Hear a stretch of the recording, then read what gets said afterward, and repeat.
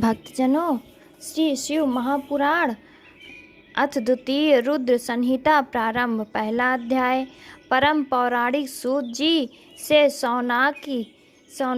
सौनकादि ऋषि की वार्ता, जो विश्व की उत्पत्ति, पालन और लय के एकमात्र कारण हैं। उन अनंत कीर्ति वाले गौरीपति, अचिंत रूप वाले, निर्मल बोध स्वरूप, मायाश्रित किंतु माया रहित शिव जी को मेरा नमस्कार है।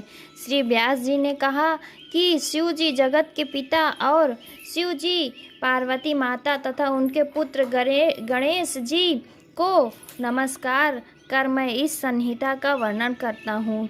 एक समय नौमिषारण्य में जब समस्त सौनकादि ऋषियों ने परम भक्ति से सूत जी से ये प्रश्न किया कि शिव जी का सर्वश्रेष्ठ स्वरूप क्या है और पार्वती जी सहित उनका दिव्य चरित्र क्या है, लोक के कल्याणकर्ता श्री शंकर जी किस प्रकार प्रसन्न होते हैं और प्रसन्न होने पर क्या फल देते हैं, तथा ब्रह्मा, विष्णु, महेश ये तीनों देवता शिव जी के अंग से उत्पन्न हुए हैं और इनमें महेश ही पूर्णांश हैं, तथा शिव पार्वती का आविर्भाव और विवाह कैसे हुआ, उनकी उन सब लीलाओं को हमें बताइए।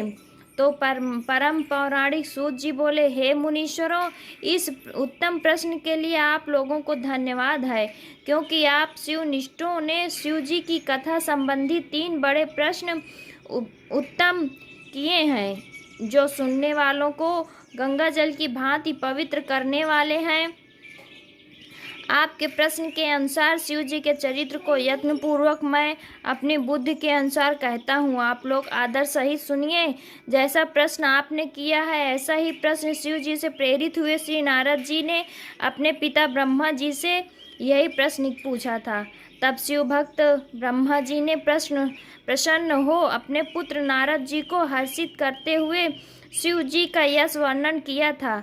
श्री व्यास जी कहते हैं कि जब सूत जी ने ऐसा कहा तो उनके इस वाक्य को सुनकर वे सब ब्राह्मण कुतूहल सहित उस संवाद को इस प्रकार पूछने लगे कि हे सूत जी, हे महाभाग, हे शिव भक्तों के उत्तम बुद्धि वाले, यह ब्रह्मा और नारद जी का संवाद कब हुआ, जिसमें भवबंधन से छुड़ाने वाली भगवान शिव की लीला वर्णित है। हे तात, उनके प्रश्न के अनुसार ही हमें ये सब प्रेम से सुनाइए। इति श्री शिव महापुराण द्वितीय रुद्र संहिता का पहला अध्याय समाप्त। भक्तजनों, हर हर महादेव। मेरी ये कथा आप लोगों को अच्छी लगे तो मेरे चैनल को लाइक, सब्सक्राइब और कमेंट ज़रूर कर दीजिएगा। बेल आइकन भी दबा दीजिएगा। हर हर महादेव।